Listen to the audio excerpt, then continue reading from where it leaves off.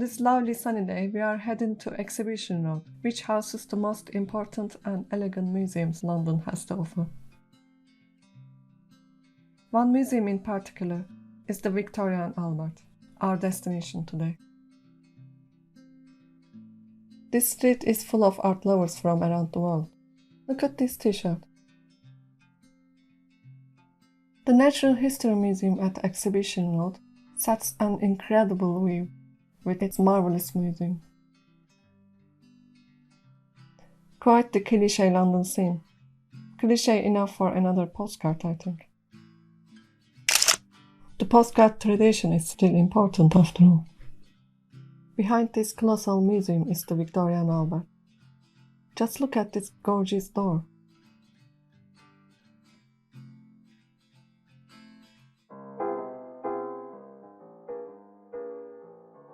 In 1851, the Great Exhibition at the Crystal Palace in Hyde Park had roughly 6 million visitors. It was a great financial success. Queen Victoria's husband Prince Albert, who visited this gallery 34 times, wanted the income to be spent on the development of this place as an area of public education.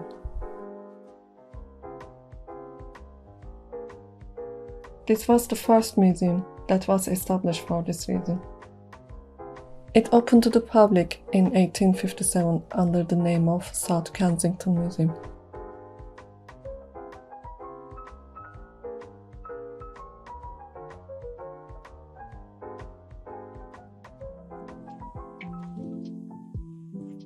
Now let us enter the museum.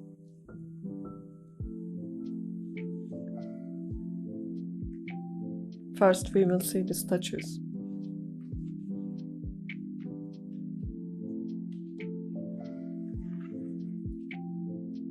Galleries always have a special atmosphere. They separate the time and the crowd, neutralizing the hot weather and the cold.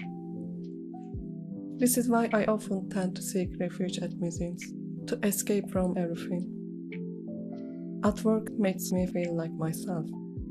They teach me more skills, and in turn I improve my art. For example, look at this statue. Pretty, isn't it?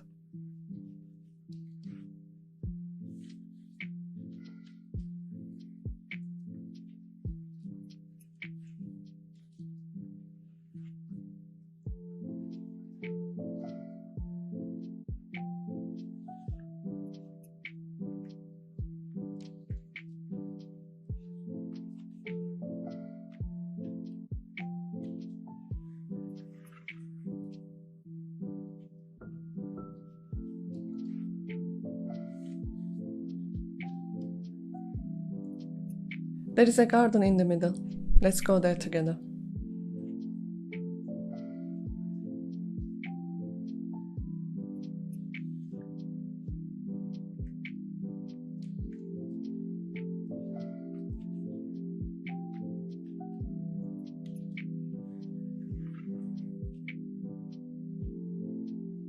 You can find a broad range of cultures over here, largely represented in types of costume and fashion.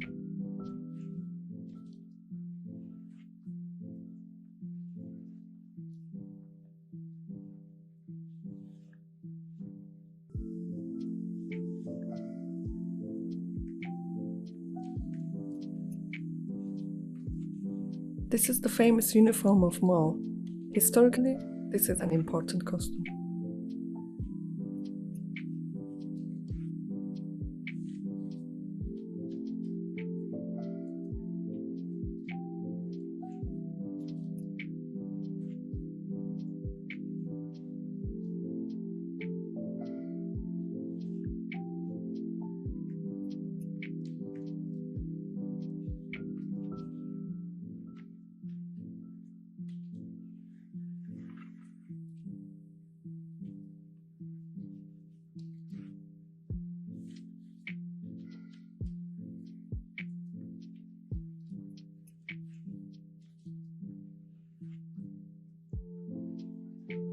And the pure beauty of Renaissance, Michelangelo's David.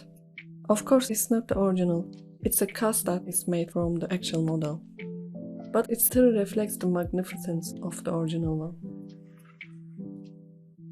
Here's Michelangelo's Moses as well.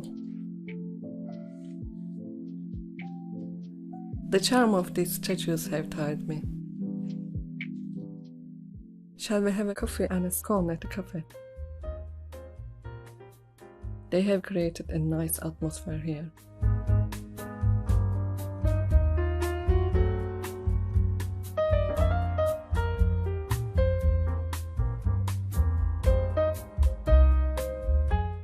I recommend these scones, they are amazing. The art students here are using every chance to practice sketching. Look at this one.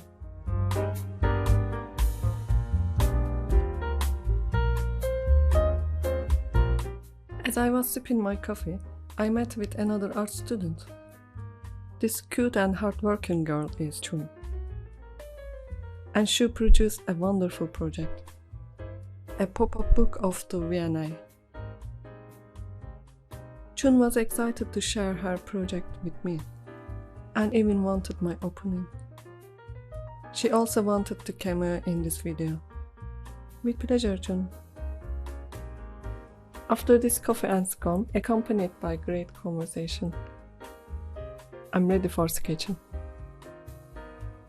I think now we can move to the painting section. The V&A doesn't have a huge art collection.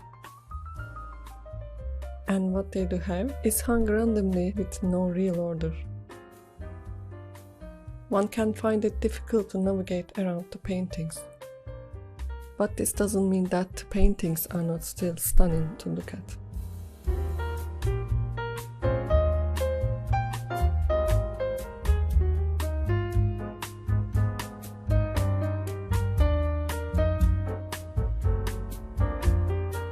And behold this baby Jesus.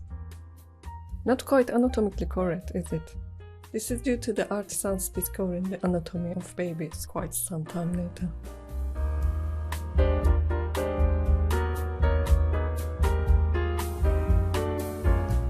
This is my favorite piece. The characters' shapes and still movement, and creating and complementing the overall atmosphere of the painting. The characters are almost dancing, and the colors add to this feeling of a dramatic atmosphere. The painting gives off the feeling of something wholly theatrical. I'm going to move to the one that really caught my attention. A painting that shows one of the many highly revered character models in art history. Jane Morris in Dante Rossetti's The Daydream. When I saw this piece, I just knew. But before that, let's explore Rossetti's background a little bit. Dante Rossetti, born in 1828, was an artisan and a poet. He was an influential member of the Pre-Raphaelite Brotherhood, the organization he founded. Most of his paintings feature his wife, Elizabeth Siddal, and her crimson red hair, which contrasts her white skin, made her his love and inspiration. When she died, he buried the poems he wrote to her alongside her grave. How romantic. Yet, 1 year later, he dug out said poems to have published in a book. How romantic. As you are absorbing the valuable information about the artisan, I worked on the extraordinary details of the painting. If you glance at an art piece and walk away, you may miss lots of components. When you are working on it, however, those fragments will appear to you effortlessly, thereby teaching you to be aware of your surroundings and look at the finer details in everything. In this piece, Jane Morris is depicted as sitting on a platanus in a lively garden bustling with the color green. She is daydreaming, a thing that we all do often. There is a captivating honeysuckle plant. This flower symbolizes the bond of love for the Victorians, and the artisan highlights the love bond between the model and the flower. At that time, Jane Morris was married to William Morris, but was having an affair with Rossetti. He made his love for Morris so explicit in his drawing.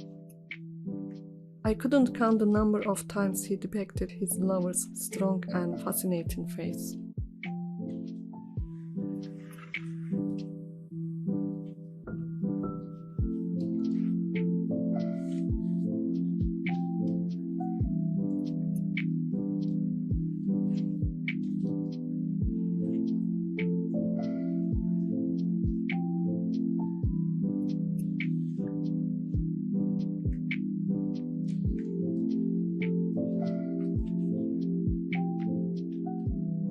The museum is closing. I will have to complete my sketch as well. Come on, let's glance around at the museum once more as we head out.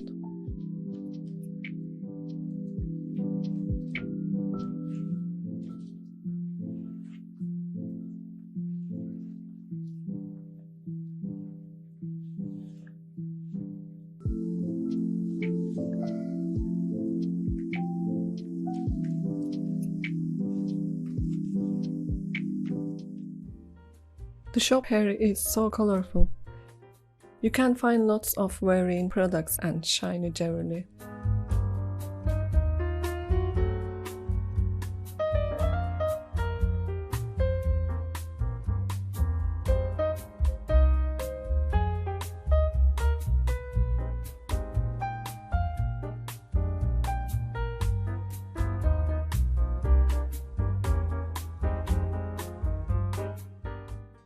I completed my sketch at Richmond a couple of days ago.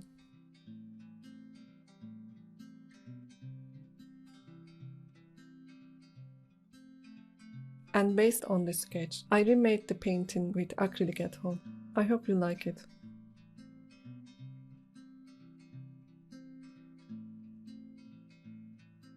After some daydreaming, I can plan my other museum visit as I enjoy my coffee in this park.